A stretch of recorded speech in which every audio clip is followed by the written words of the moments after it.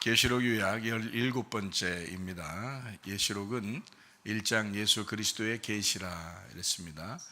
예수님이 열어주시는 책이다 그런 말이고요. 2장 3장 7교회 7등잔대에 대해서 나와있죠. 그리고 모두 다 이기는 자는 이런 보상을 해주신다 그런 말씀을 했습니다. 그러니까 우리가 영적으로 이겨야 되겠다 이런 말씀이죠. 그리고 성령의 교회들에게 하시는 말씀을 귀 있는 자들은 다 들을지어다 이렇게 말씀했습니다. 4장 5장에는 내생물 24장로 하늘 예배에 대한 이야기가 있죠. 6장부터 9장에는 7인 7나팔에 대한 이야기가 있어요. 11장에는 2증인 2감람나무 2등잔대에 대한 이야기가 있습니다. 14장에는 14만 4천 명 순결한 신부에 대해서 나와 있습니다. 16장부터 18장에는 7대접 음녀 짐승 심판에 대해서 나와죠. 19장에는 어린 양의 혼인잔치 8절에 세마포 준비에 대해서 나옵니다. 20장에는 영 안에서 첫째 부활의 동참 생명책에 기록된다는 말씀이 있습니다. 21장 22장 새 예루살렘 생명나무 주님을 기다림 아멘 이렇게 되어 있는 책입니다.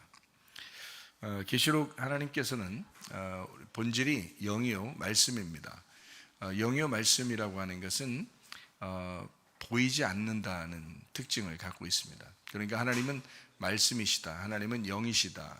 그래서 천국을 하나님의 나라다 이렇게 말하죠. 그러니까 이건 말씀의 나라다, 영의 나라다 이렇게 보아야 되는 거죠.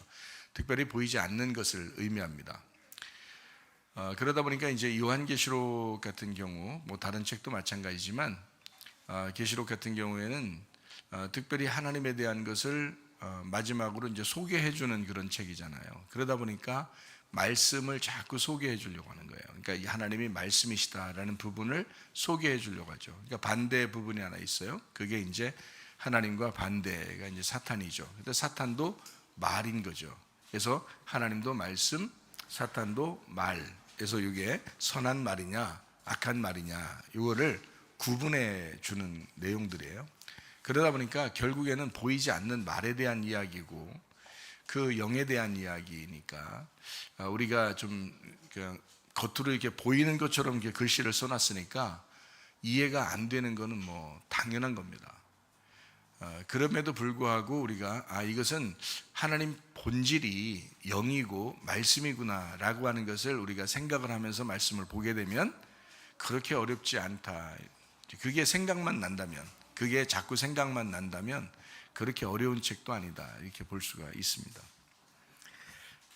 영의 구원이 있고 혼의 구원이 있고 몸의 구원이 있습니다. 순서대로 애굽, 광야, 가나안 이렇게 볼 수 있죠. 1층, 2층, 3층에 대해 3일길에 대한 이야기입니다.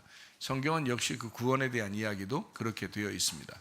그래서 예수 그리스도께서 일방적으로 우리를 구원하기 위해서 죽으시는 그 영의 구원, 그리고 이제 우리가 살아가면서 우리가 구원받은 우리의 삶을 이제 어떻게 예배로 이제 살아가느냐, 예배의 삶을 또는 삶의 예배를 우리가 드리는 그 혼의 그 삶을 이야기하죠. 그리고 이제 살다가 우리가 어느 날 죽어요. 몸으로는 죽죠. 그런데 그 몸으로 이제 죽을 때 또 다른 몸을 입는다 이렇게 성경은 우리에게 가르치고 있어요. 그래서 또 다른 몸을 입기 때문에 무엇이 그 몸을 입냐면 우리 영혼이 그 또 다른 몸을 입어요. 그 또 다른 몸을 천사의 몸이다 이렇게 표현하죠. 그러다 보니까 몸의 구원이라고 하죠. 그걸 몸의 구원, 그걸 완성입니다. 하늘나라 올라갈 때나 이루어지는 그런 이야기고, 이 땅에서는 그러니까 우리가 살아가는 동안에는 그 영혼의 구원 이렇게 보는 것이 맞죠. 그래서 영혼의 구원이 우리의 어떻게 보면 그 구원이 이런 거죠. 영혼의 삶이 어떠냐 이런 거죠. 그러니까 지금 우리가 구원받은 사람으로서, 어린 양 대신 예수님을 받아들이고 구원받은 사람으로서 내 영혼의 삶이 지금 어떠하냐라고 하는 것을 우리는 이제 간단하게 영혼의 구원이다라고 이제 표현을 하는 겁니다. 그래서 우리의 삶의 구원, 영혼의 구원이다 이렇게 표현하는 거예요. 그래서 실질적으로 이 삶이 왜 중요하냐 하는 건요, 사람들이 이제 성경을 보면서 교회를 다니면서 착각하는 게 천국에 가면 되지라고 생각하거든요. 그래서 이 땅에 있는 삶을 무시하거나 또는 조금 불행하더라도 그래 그럴 수 있지, 하늘나라 올라가면 되지 이렇게 생각해서 오히려 자포자기하는 기독교인들이 굉장히 많습니다. 근데 사실 성경은 그렇게 자포자기하게 하려고 성경책 우리한테 준 건 아니잖아요. 성경책 우리에게 주셨다는 거는 지금 여기에서 천국을, 여기에서 그 말씀을 살고 누리라고, 그 천국을 살고 누리라고 주신 책이 하나님 말씀이기 때문에, 이 말씀을 듣고 하나님 말씀을 이제 전하는 그런 사람들은 그 말씀을 통해서 천국이 무엇이냐라는 게 깨닫고 여기서 이제 천국 생활하는, 그걸 이제 혼의 구원의 생활이다, 영혼의 구원의 생활이다, 삶의 예배다, 이렇게 보는 거죠. 예배의 삶이다. 그래서 지금 우리의 삶이 그토록 중요한 거다라고 하는 거 보니까 그게 바로 하늘에 올라가기 전에 지금 여기에서의 천국 얘기하는 거죠. 그래서 이 땅에서의 어떤 천국, 그리고 이제 우리 죽으면 하늘나라 올라가는 천국이 되죠. 그래서 이 땅의 천국을 뭐라고 표현할 거냐, 여러분은 뭐라고 얘기할 거냐. 성경에서는 이제 그거를 이렇게 이제 이야기하는 거죠. 왜냐하면 성경을 쓴 목적이에요. 성경을 쓴 이유. 그래서 성경을 이 땅에서 네가 천국을 누리면서 나중에 죽으면 너 천국 올라와 라고, 그래서 이 땅에서 필요한 책이 성경책이에요. 그러면 이 땅에서 이제 우리에게 천국을 누리라고 주시는 책이니까 이 땅에서 천국을 누려야 될 거 아니에요. 그럼 이 땅의 천국이 뭔데요? 라고 이제 성경에서 쓴 내용이 창세기부터 요한계시록까지 내용이잖아요. 그래서 저는 이거를 교회 생활이다 이렇게 말한 거예요. 이걸 교회 생활이라고 얘기한 것은 뭐 여기에서 뭐 조금 더 청소를 잘했느니, 밥을 더 잘 지었느니, 설교를 조금 더 잘 들었느니, 그게 중요한 게 아니라 삶의 예배의 삶을 네가 지금 살아가고 있느냐라는, 그러면 네 속에 의와 평강과 기쁨이라고 하는 하나님의 나라가 네 속에 있을 것이다. 그러면 그게 그 삶의 예배에 동참하는 그 삶을 나는 영혼의 구원이라고, 그 영혼의 구원의 삶을 교회 생활이라고 얘기하는 거다는 거예요. 그게 하나님의 목적이 교회를 세우기 위해서 죽으셨다는 거죠. 그러니까 교회를 세우려는 목적이 아니었으면 죽으실 이유가 없어요. 자, 죽으시고 부활했는데 교회를 안 세웠어. 그러면 뭐하러 죽고 부활해요? 생각해 보시라고. 교회를 안 세울 거면 뭐하러 죽고 뭐하러 부활하냐고. 교회를 세울 거니까 예수님이 죽으셔도 괜찮고 부활하셔도 괜찮은 거죠. 교회를 세우려니까. 그럼 교회를 세운다는 그 목적, 교회를 세우는 것이 자기의 최종 목적이었다. 그러면 교회를 세우면 뭐가 되는데요? 그게 천국이라니까. 여기 교회에서, 이 땅에서 천국을 누리며 살고 있으라고. 어느 날 하나님이 데리러 오겠다고, 너 죽을 때 데리러 오겠다. 그러면 하늘나라 교회로 간다, 하늘나라 천국으로 간다. 이 얘기거잖아요. 그죠? 이게 성경이잖아요. 그래서 우리가 중요한 건 하늘나라의 천국을 가느냐 안 가느냐, 또는 가서 어떤 생활을 하느냐, 이런 건 중요한 게 아니에요. 그건 하나님이 하실 일이니까. 그러니까 이 땅에 우리가 중요한 거, 설교를 해야 되는 목적, 설교를 들어야 하는 목적, 그건 뭐냐면요, 지금 교회 생활을 잘 하느냐. 지금 교회 생활을 네가 지금 잘 해야 되는데, 가정생활과 교회 생활을 네가 잘 해야 되는데, 이게 천국이 돼야 되는데, 이게 지옥이 되면 너는 지금 생활을 엉망진창, 너는 지금 여기서 태어난 이유가 없는 거야. 그러니까 너 여기서 지옥 생활할 거면, 그러면 태어난 이유가 없잖아. 그럼 하나님이 이 땅의 천국이라고 하는 건 뭐라고요? 교회라고. 그러면 가정이 교회가 되고 교회가 가정이 되는, 가정과 교회가 하나 돼서 이게 천국이 되는 것이 목적이다. 그렇게 살다가 오라고 하는 게, 그게 영혼의 구원이다 이렇게 말하는 거고요. 그게 실제적인 구원이라는 겁니다. 그게 실제적인 구원. 우리가 알지도 못할 때 예수님이 오셔서 돌아가시고 부활하셨다, 이거를 우리는 이제 믿고 있잖아요. 그거는 우리에게 막연한 거죠. 왜냐하면 예수님이 하신 거고 우리가 보이지 않는 때에 하신 거잖아요. 그러니까 그걸 믿어요. 막연한 그 예수를 믿는다고요. 그 어린 양 되신 예수님을 막연하게 믿는다고요. 그 믿음이 실제가 될 때는 어떻게 돼야 돼요? 이웃사랑으로 나타나야 돼요. 교회에 나타나야 되는 거예요. 가정에 나타나야 되는 거잖아요. 그죠? 이게 천국이 돼야 되잖아요.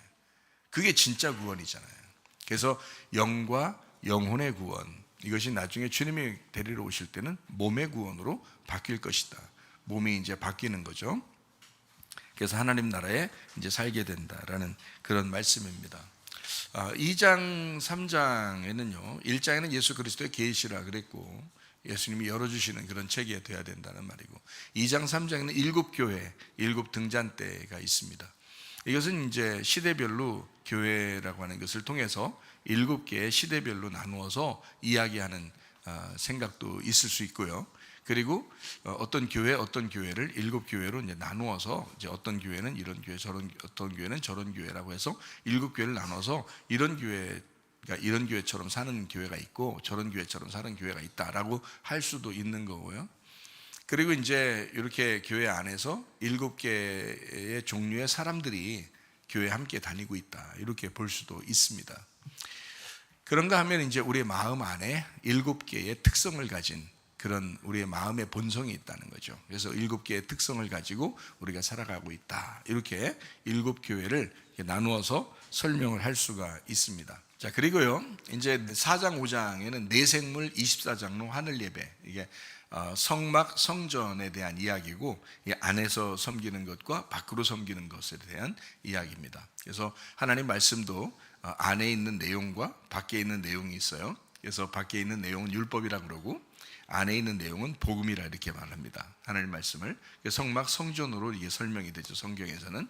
그래서 내생물 24장로 하늘 예배, 성경은 영적인 책이라고 그랬죠. 말씀이라 그랬습니다. 그러니까 하나님 자체가 말씀이고 영이기 때문에 영의 예배, 하늘의 예배를 의미하는 겁니다. 그래서 하나님과 동행하는 삶, 이것을 예배라 이렇게 표현을 하죠.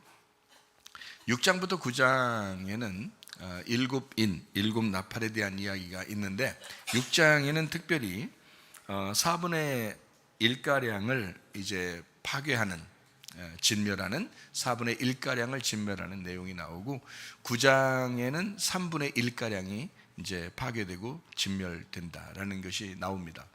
6장부터 9장에는 7인 7나팔에 대한 이야기인데, 결국 이제 6장에 시작하는 것은 계시록 6장이 스가랴 6장과 또 사도행전 2장과 요엘서 2장 그리고 베드로후서 3장의 내용과 동일하게 일치하고 있다라는 것입니다.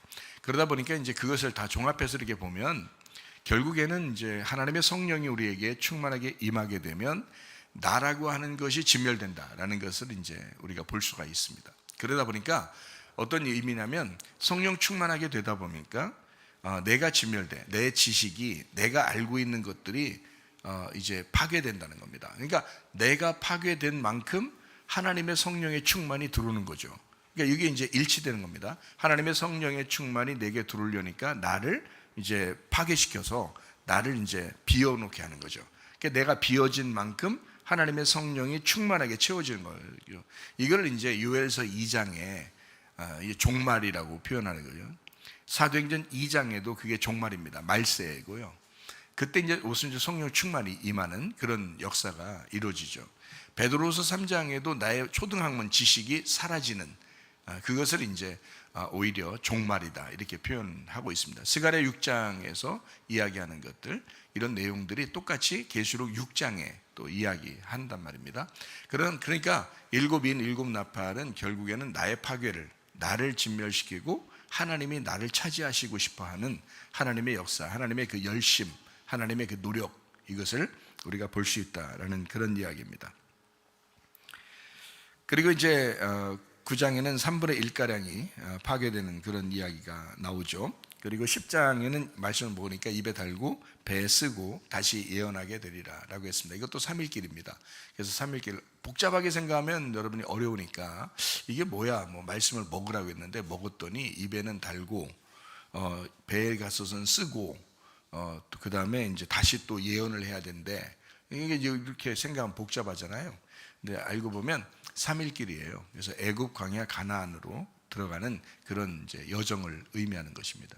인생의 그 3일길, 우리가 믿음을 가지고 이제 시작하는, 하나님 말씀으로 시작하는데 구원받은 영의 구원과 영혼의 구원과 몸의 구원, 이렇게 볼 수 있죠. 그러다 보니까 하나님 말씀을 받을 때는, 우리가 영의 구원을 받을 때는 쉬워요. 주님께서 그냥 일방적으로 우리를 구원해 주셨으니까. 그런데 우리가 살아가는 동안에는 쉽지 않아요. 그래서 여러분이 교회 나오고 있죠, 가정생활하고 있죠. 이런 생활할 때는 쉽지 않아요. 이렇게 할 때는, 우리 영혼의 구원할 때는 계속해서 배에서 씁니다. 배에서 쓰다는 거는 경험하고 있다는 겁니다. 계속 경험하고 있어요. 그리고 경험해야 된다는 거죠. 하나님 말씀은 실질적으로 경험을 해야 되는 거예요.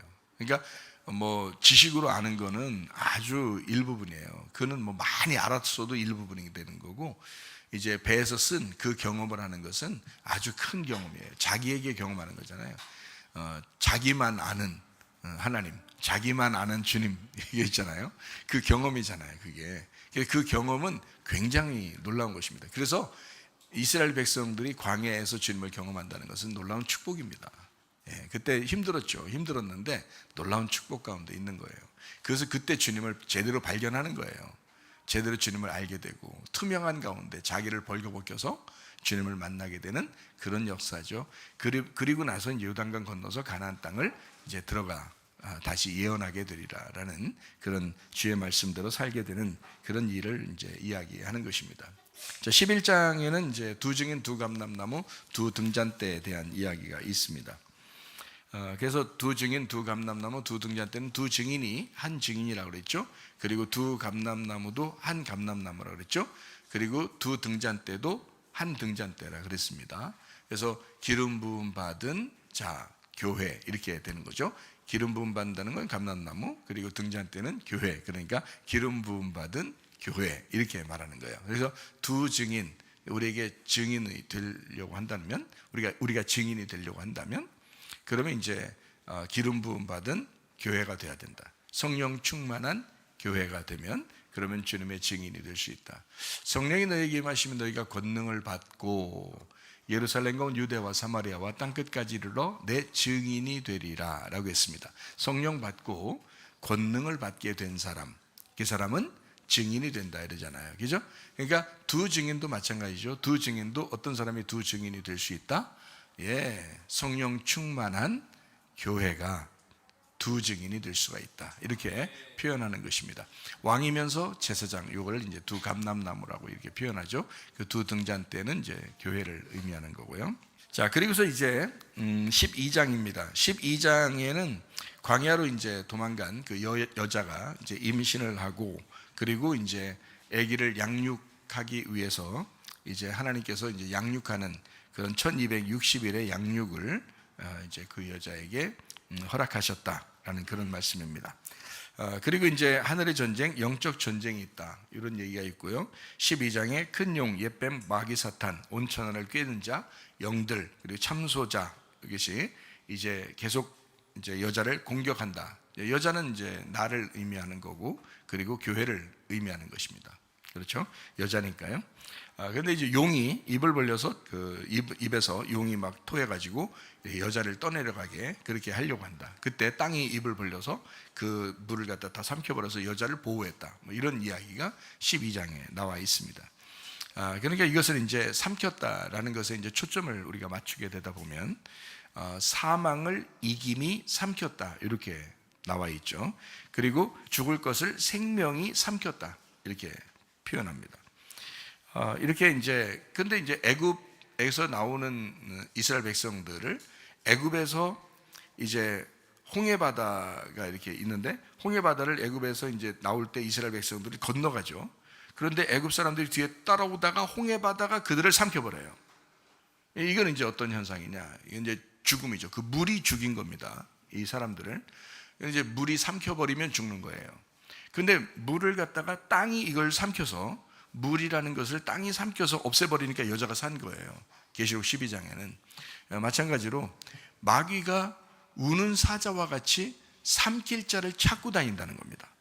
그러니까 마귀에게 삼킴 받으면 우리는 그렇게 살게 되어 있는 거고, 하나님이 우리를 삼키면 우리는 또 하나님 안에서 살 수 있게 되는 거죠. 그래서 우리가 진리의 말씀으로 살 거냐, 거짓의 말씀으로 살 거냐. 거짓의 말씀이 우리를 삼키면 거짓 말씀으로 살게 될 것이고, 진리의 말씀이 우리를 삼키면 진리의 말씀으로 살게 될 것이다 라는 그런 말씀입니다.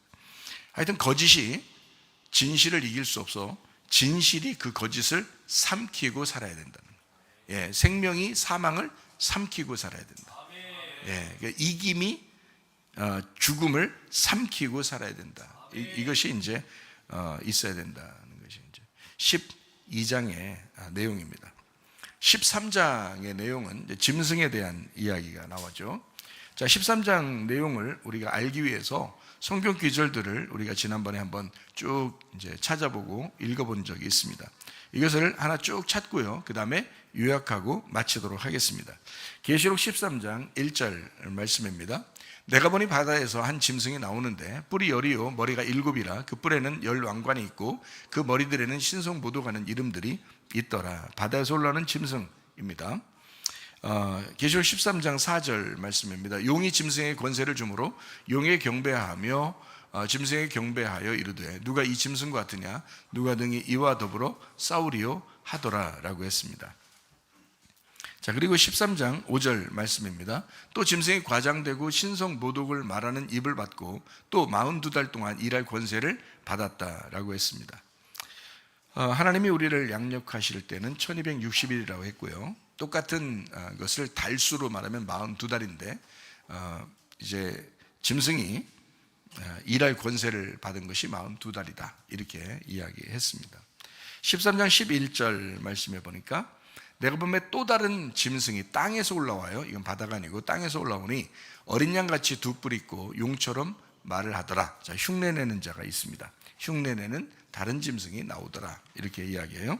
그래서 실질적으로 이라는 것은 땅에서 올라온 짐승입니다. 실질적으로 이라는 것은 땅에서 올라온 짐승. 자, 13장 12절 말씀해 보니까 그가 먼저 나온 짐승의 모든 권세를 그 앞에서 행하고 땅과 땅에 사는 자들을 처음 짐승에게 경배하게 하니 곧 죽게 되었던 상처와 나은 자니라 이렇게 했습니다. 그러니까 먼저 짐승이 바다에서 나왔잖아요. 그 짐승을 이제 그 짐승의 힘을 얻고 이제 그 짐승의 힘을 이제 그 자기가 권세로 이제 가지고 땅의 짐승이 그 권세를 행동하는 거예요. 실제로 행사하는 거죠. 그것이 이제 땅의 짐승입니다. 그러니까 바다의 짐승과 땅의 짐승이 연결되어 있다는 것을 우리가 볼 수가 있죠. 그죠? 자, 그리고 이제 13장 14절입니다. 짐승 앞에서 받은 바 이적을 행함으로 땅에 거하는 자들을 미혹하며 땅에 거하는 자들에게 이르기를 칼에 상하였다가 살아난 짐승을 위하여 우상을 만들라 하더라 라고 했습니다. 그러니까 한번 졌다는 얘기죠. 마귀가 한번 졌어요. 짐승이 한번 졌는데 다시 나왔다는 것을 얘기하는 거잖아요. 그러니까 원래 이제 예수님 시대 때는 마귀가 광야에서 졌죠. 그죠? 광야에서 패배했습니다. 그리고 십자가에서 완전히 패배했습니다. 그래서요, 예수님 완전히 승리해버린 그런 역사가 있죠. 그런데 이제 그 예수님의 제자 시대에는 또 로마가 막 이제 활개를 치면서 제자들을 갖다가 막 순교하게 하고 막 죽이고 그러잖아요. 쫓아다니면서. 그 로마라는 그 나라가 어마어마한 나라로서 이제 등극을 하게 된 거죠. 그래서 예수님도 죽였다가 이제 예수님이 이제 부활을 승천하시고 그리고 이제 제자들을 갖다가 막 이제 죽이러 다니는 그런 것을 우리가 볼 수가 있습니다. 그리고 이제 그 로마의 그 정치에 합세한 것이 이제 종교입니다. 그 종교 지도자들, 이 사람들이 없어지지 아니하고 바리새인들이 없어지지 않았어요. 바리새인들을 뭐 누가 뭐 죽이거나 뭐 없앴습니까? 그러지 않죠. 로마가 아무리 활개치고 힘을 내도 바리새인들은 죽지 않아요. 왜냐하면 그들은 정치에 딱 합세해서 같이 살아가는 거죠. 기생하는 겁니다. 그래서 기생해, 기생. 기생 알죠? 요한계시록에 기생이에요. 이게 음녀야, 이게 음녀. 창녀, 음녀, 기생하는 겁니다. 정치에 기생해서 종교가 그냥 붙어서 죽지 않고 살아가는 거 있잖아요. 그게 바리새인들, 서기관들, 사두개인들, 유대인들 이런 사람들입니다. 그 사람들을 다 없애지 않았어요. 누구를 없앴냐면 로마에서 기독교인들만 없앴습니다. 잘 생각해봐요, 여러분. 이 세계 역사를 가만히 보세요. 그런 종교 지도자들을 없앤 적이 없어요. 다 기독교인들만 잡아 죽이려고 했습니다. 희한하죠? 그러니까 종교하고 정치하고 이렇게 합세한 것입니다. 그렇게 나온 것이 바로 뭐냐면 종교, 정치, 합세에 나왔죠? 교황입니다. 그래서 교황, 황은 왕을 의미하는 거고요. 그리고 교는 종교를 의미하는 거예요. 그래서 종교와 정치가 하나 된 거예요. 그래서 종교와 정치가 하나 돼서 왕이 된 걸 교황이라 그러는 거예요. 그래서 여기에요. 그래서 그들이 그걸 만들어낸 거예요. 이제 마귀가 그런 거죠. 짐승이 그걸 만들어냈죠. 그러니까 칼에 상하였다가 살아난 짐승을 위하여 우상을 만들고 그리고 그를 섬겨야 된다라고 땅에서 나온 짐승이 그거를 부추기는 거죠. 틀림없는 사실이죠.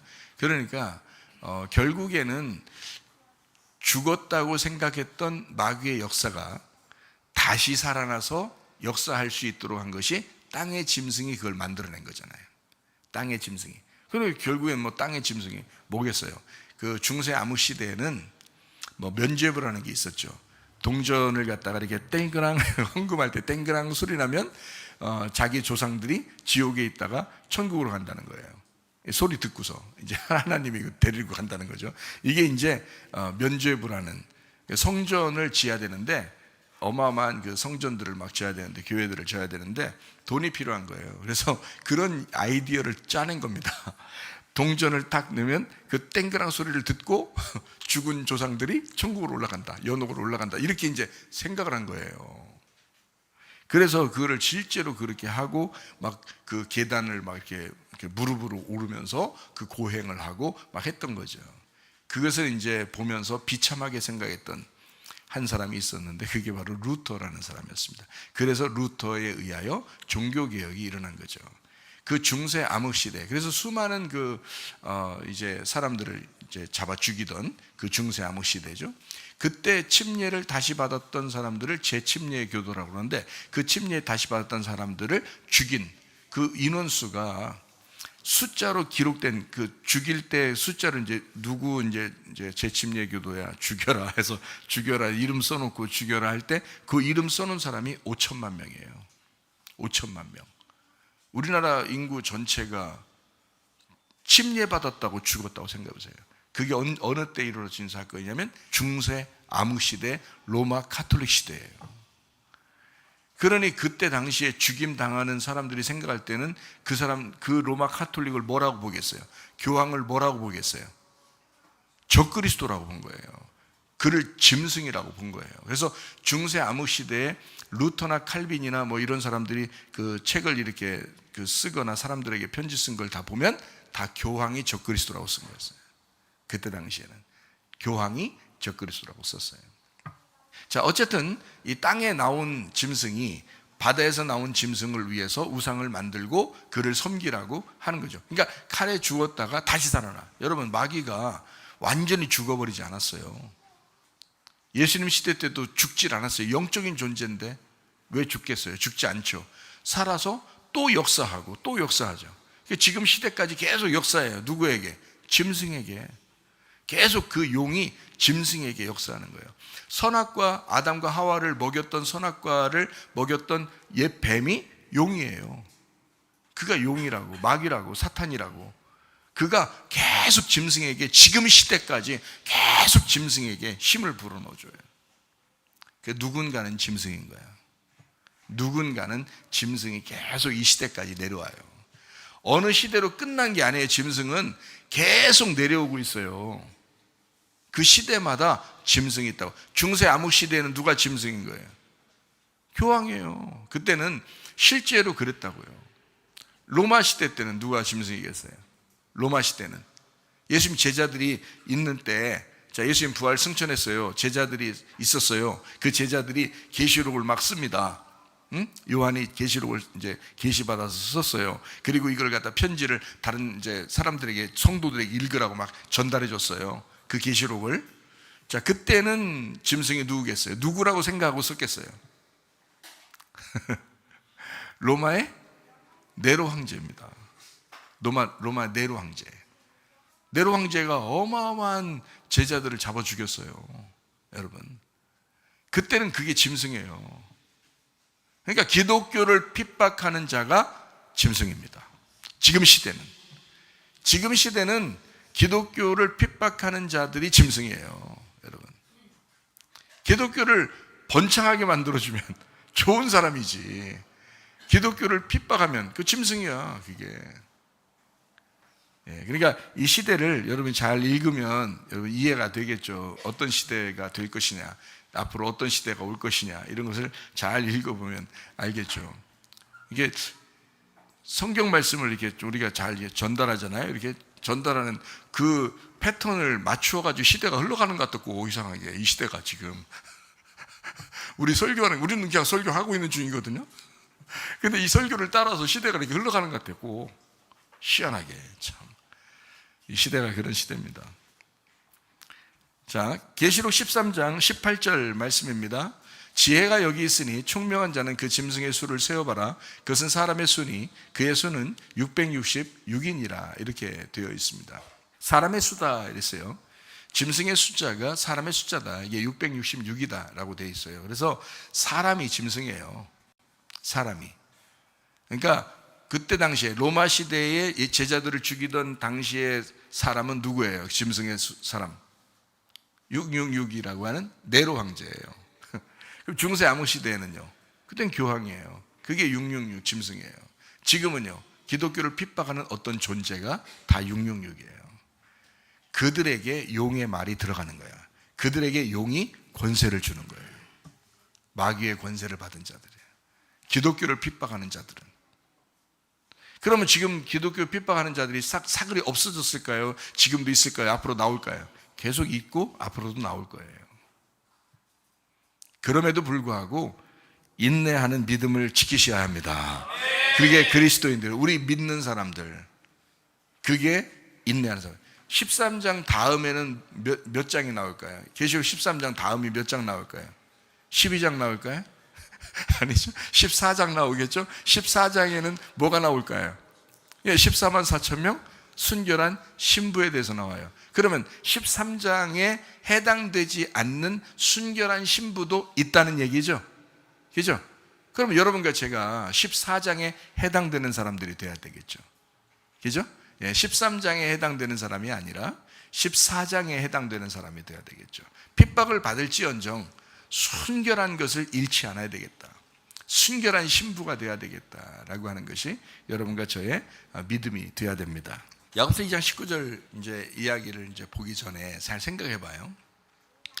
믿음이라고 하는 것이 진짜 행함이 있어야 된다 할 때 그 행함만 강조되면 믿음이 없는 행함만 강조되면 성경적으로 율법적인 겁니다. 그죠? 근데 믿음만 강조를 하면 은혜적인 것이죠. 그죠? 율법적이 아니라 은혜적인 겁니다. 근데 성경을 여러분이 볼 때 율법과 은혜를 나누어서 보게 되면 율법을 미워하게 돼요. 그러면 은혜만 좋아하게 되잖아요. 그러면 안 된다는 거죠. 자, 구약 성경에 율법이 나오죠. 그 다음에 신약 성경에 은혜가 나오죠. 그러면 보세요. 율법과 은혜를 나누어서 보지 말고 어떻게 봐야 된다? 이걸 합쳐서 봐야 된다. 어떤 식으로 합쳐야 된다? 은혜가 율법이고 율법이 은혜가 된다. 그러면 어떻게 쉽게 얘기해서 구약 성경이 신약 성경이 돼야 되고 신약 성경이 구약 성경이 돼야 된다. 그래서 구약 성경은 신약으로 해석을 해야 되고 신약은 구약으로 해석을 해야 된다. 이렇게. 그래서 서로 하나다. 이것이 마치 형과 동생이 하나가 되었다. 이런 얘기가 돼요. 이게 이제 구원이거든요. 그러니까 이걸 이제 율법과 은혜로 이렇게 아예 이렇게 나누는 것이 아니라 이것을 합쳐서 봐야 된다. 이렇게 은혜와 율법을 마찬가지로 자 믿음과 행함을 어떻게 봐야 된다 그러면 합쳐서 봐야 되겠다. 이게 행함이 어떤 행함이 진짜 믿음이다? 진짜 어린 양이 나를 위해서 죽으셨다는 그 믿음을 가진 것의 행함이에요. 그러면 그 어린 양을 내가 받아들였으니 너무 그 어린 양이 감사해서 그 행함이 저절로 나타나는 거죠. 그게 저절로 나타나는 열매입니다. 그러니까 성령을 받아서 열매가 저절로 나타났을 때 성령의 열매라 그러지 나의 노력을 통해서 행동이 나타났다. 행함이.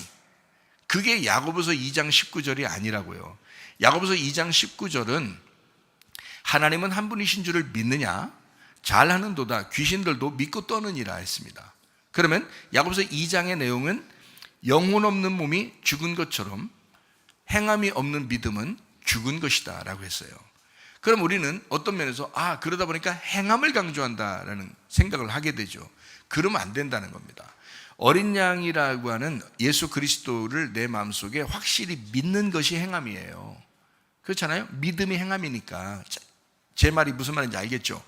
어린 양이신 예수님을 정말 깊이 믿으면 이게 열매는 저절로 나타나게 돼 있지 나의 노력으로 나타나게 돼 있냐고요. 그렇지 않다는 거지. 이건 저절로 나타나게 되어 있다는 거지. 그런 행함을 말하는 거지, 행함으로 구원받은 믿음이 있다는 것을 증명한다?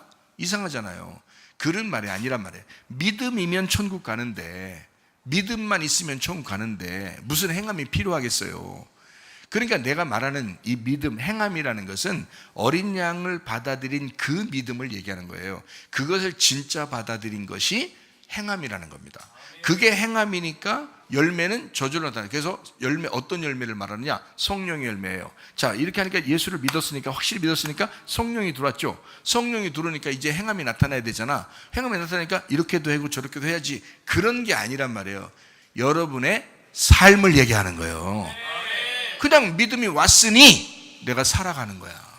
그냥 살아가는 게 행함이야, 이게.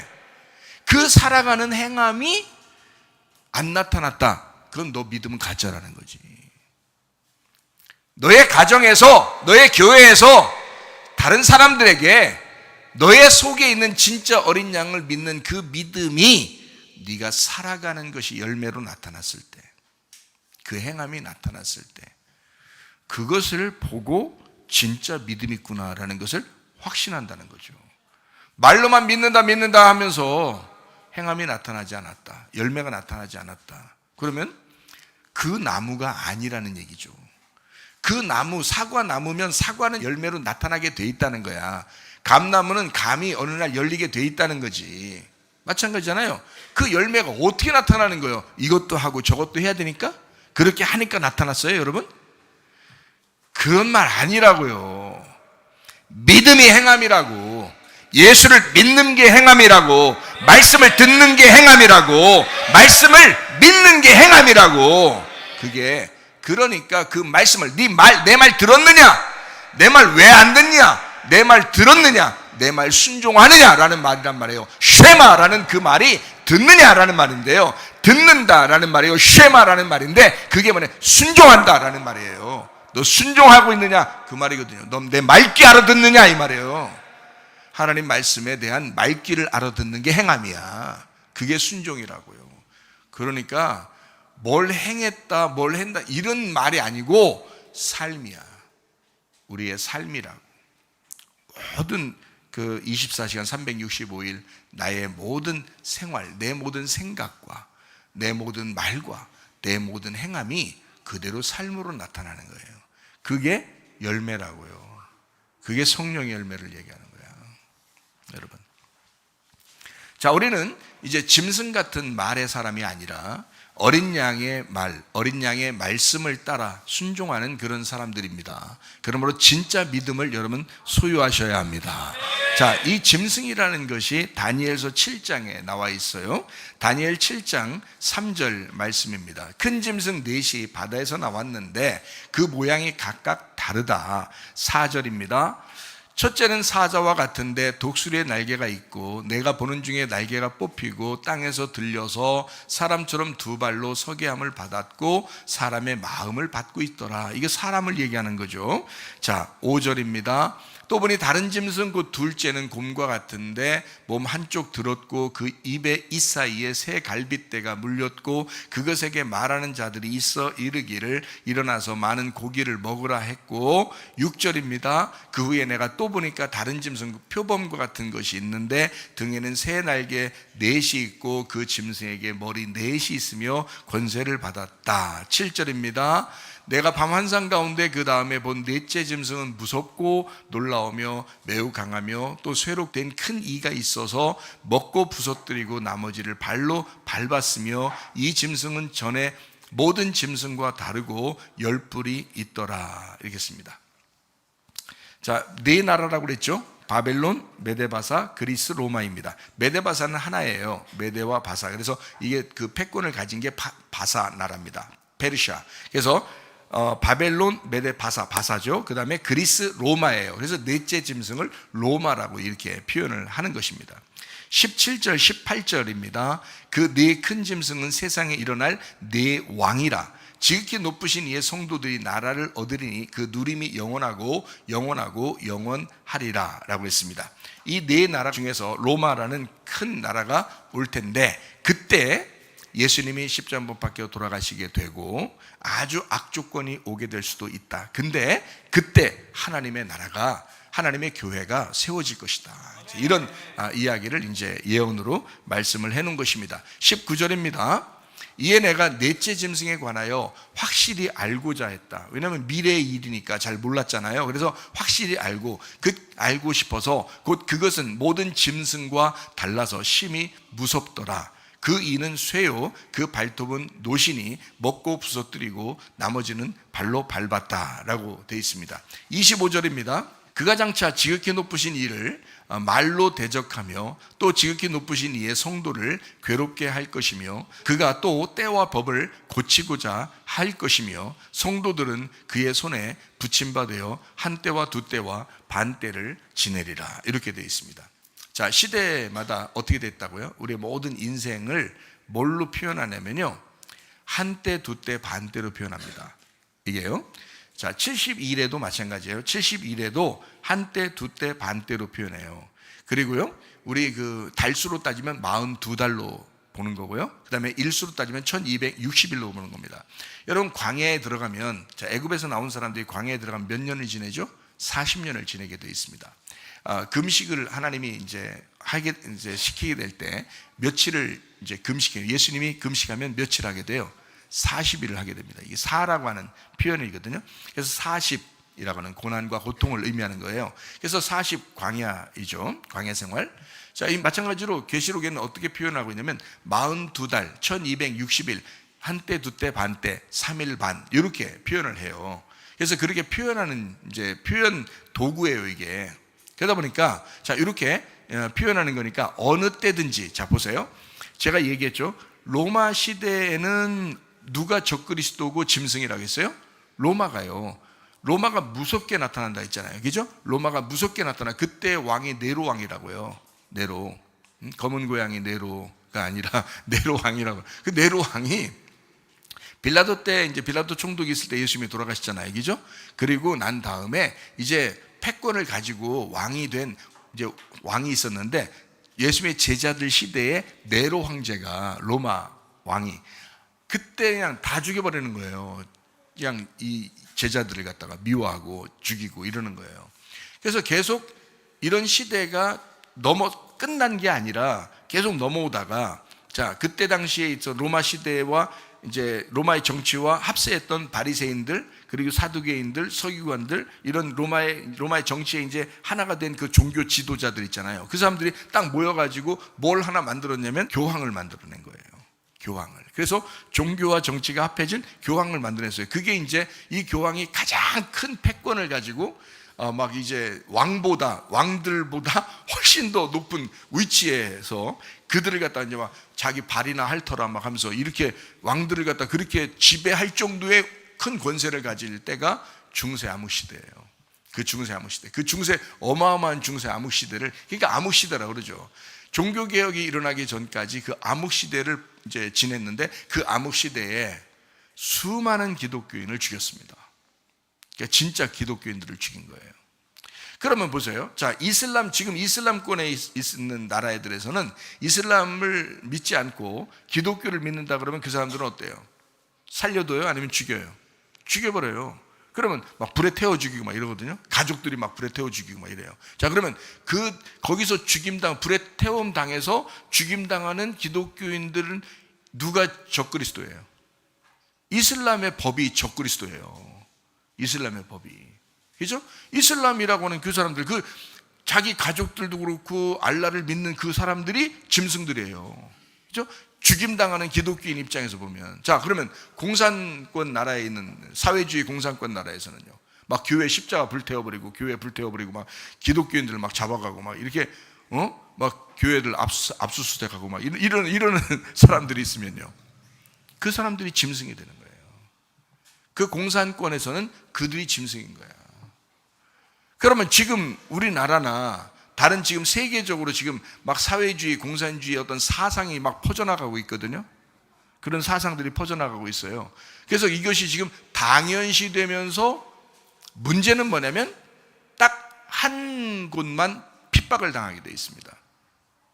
어디예요? 기독교입니다.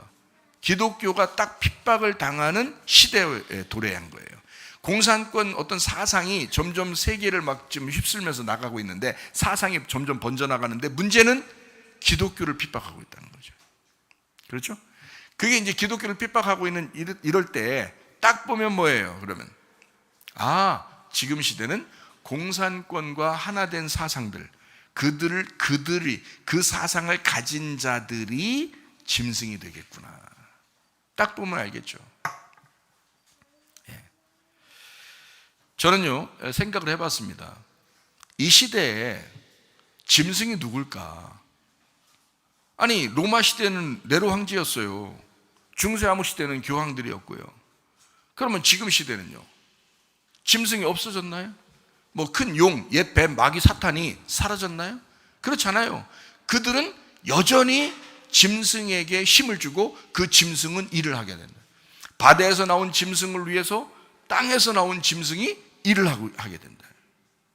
그래서 실질적인 일을 하는 거예요. 자, 봐요. 이단에 빠진 사람들은 이단에 빠지면 허우적대요. 잘 못 나와. 그래서 막 거기에 충성을 하거든요. 그러면 그들에게 적그리스도 짐승은 누구예요? 이단 교주예요. 그렇죠? 이단 교주. 그 어떤 율법주의나 막 신비주의나 막 어떤 이상한 교회들에게 빠진 사람들은 또 거기에 또 막 심취해가지고 막 따라다녀요. 그들에게 짐승, 그들에게 적그리스도는 누구예요? 그 목사들이에요. 그 교주들이야. 그렇죠? 그러면 정치적으로는 어때요? 이게 분명히 짐승은 정치적인 그 성향을 갖거든요. 정치적인 성향을 가져요. 그러니까 지금 이런 어떤 그 사상, 공산적인 어떤 사상을 가지고 이제 지금 세상 사람들을 지배하려고 하는 그런 사람들이 나타나기 시작하는 거죠. 전 세계적인 지금 흐름이에요. 전 세계적인 흐름. 자, 이럴 때 기독교는 어떻게 해야 되겠어요? 기독교는 이제 정신 차려야 돼요. 깨어 있어야 됩니다. 저 이제 가만히 이제 어설프게 하는 사람들 믿음 잃어버리기 딱 쉬운 때가 바로 이런 때예요, 여러분. 저는요,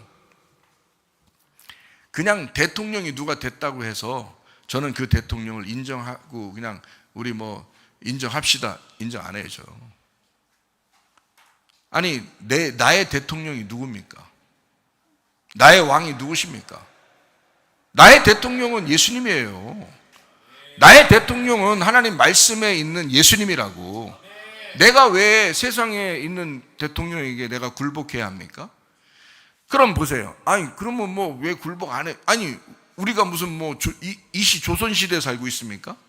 뭐 왕에게 무슨 뭐 백성들이 막 굴복하는 그런 시대예요? 아니, 헌법적으로 우리는 국민이 최고 주권자라면서요. 헌법에 국민이 최고 주권자라면서, 그러면 국민의 한 사람인 내가 최고 주권자 아닙니까? 그러면 나를 위해서 존재하는 게 대통령이 돼야 되는 거 아니에요? 내가 대통령을 위해서 존재하는 게 아니라 대통령이 나를 위해서 존재해야 되는 거 아닌가? 생각을 해보시라고요. 그러니까 나는 대통령을 섬기지 않는다 이거예요. 그러면 대통령하고 왜 친할 수는 있지 않느냐 이렇게 말할 수 있잖아요. 그러면 좋다. 내가 친하려고 하는 대통령이면 나를 위해서 살아가는 대통령이 돼야 내가 친하지. 그 말이 맞지 않나요? 나를 핍박하려고 하고 교회를 어렵게 만들려고 하는 대통령이라면 나는 그의 말을 따르지 않을 것이라 이거예요. 나는 성경의 말을 더 믿을 것이라 이거예요. 나는 성경의 말을 더 따를 것이라는 거지. 하나님의 말씀을 더 따를 거라는 거죠. 나의 대통령은 오직 예수 그리스도시니까. 이해가 됩니까? 내가 섬겨야 할 왕은 예수 그리스도시라고요. 만왕의 왕이 되시고 만주의 주인이 되신 분은 나의 예수님밖에 없다고요. 그 나머지는 나를 위해서 존재하는 거죠. 나의 친구도, 나의 가족도, 나의 목사도, 나의 성도도, 나의 대통령도. 이해가 되십니까? 나를 위해서 존재하죠. 나의 영혼의 유익을 위해서 그 대통령이 있다면 나는 친하게 지낼 수 있습니다. 그러나 내가 살아가는데 너무 힘들게 만들고 또 나를 핍박하거나 교회를 핍박하는, 교회를 좀 어려움 주는 그런 지도자라면 그를 왜 따라야 합니까? 그런 법이라면 왜 따라야 합니까?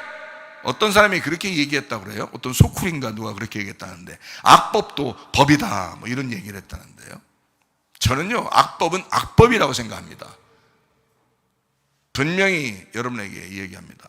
악법은 악법이지 내가 따라야 할 것이 아닙니다.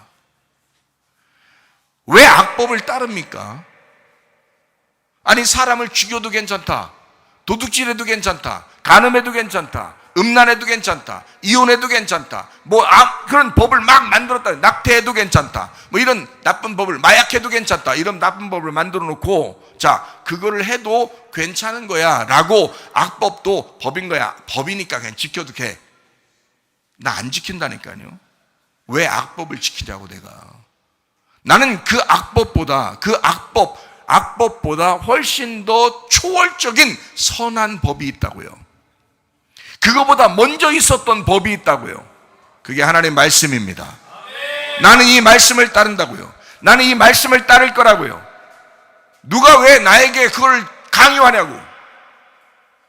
누가 대통령이 됐으니까 그 대통령의 말을 따르라고요? 왜요? 내가 왜 따라야 되는데요? 대통령이 나의 말을 따라줘야죠. 대통령이 나를 위해서 존재해줘야죠. 대통령이 국민을 위해서 존재해줘야죠. 이 나라의 법이 나를 유익하게 만들어줘야죠. 그래야 내가 그 법을 따를 거 아니겠습니까? 나의 영혼에 하나도 유익하지 않는데 왜 내가 그 법을 따라야 됩니까?